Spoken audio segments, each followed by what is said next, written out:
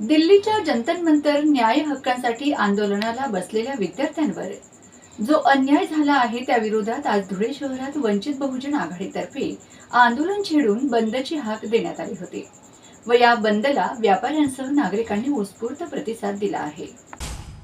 नीट परीक्षेतील गैरव्यवहार व पेपरफुटी विरोधात दिल्लीत शांततापूर्ण आंदोलन करणाऱ्या विद्यार्थ्यांवर झालेला अमानुष लाठी हल्ला व आदी प्रकार माणुसकीला काळीमा फासणारे आहेत।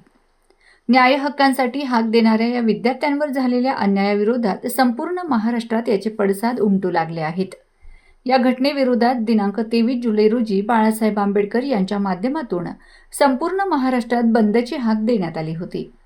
त्या पार्श्वभूमीवर आज धुळे शहरात विविध संघटनांच्या माध्यमातून आंदोलन छेडून बंदची हाक देण्यात आली होती।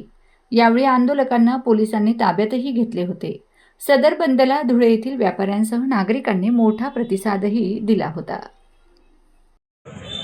ज्या पद्धतीने विद्यार्थ्यांच्या नीट परीक्षेच्या संदर्भामध्ये जे जन आंदोलन चिघळलेलं होतं त्यांच्या हक्कासाठी ते जन आंदोलनाला बसलेले होते, परंतु त्या ठिकाणी काही पोलीस म्हणता येईल का हा प्रश्नचिन्ह आहे, परंतु पोलीसच्या वेशामध्ये काही RSSचे बडवे त्या ठिकाणी येऊन आमचे त्या ठिकाणी जे काही विद्यार्थी होते प्रत्येक विद्यार्थ्याला त्या ठिकाणी अमानुष पद्धतीने मारहाण केली। तेच नाही तर त्या ठिकाणी 16 वर्षाची जी काही मुलगी होती तिच्या पार्श्वभागेवर आणि तिच्या वरच्या ठिकाणी काही पोलिसांनी हात देखील लावले।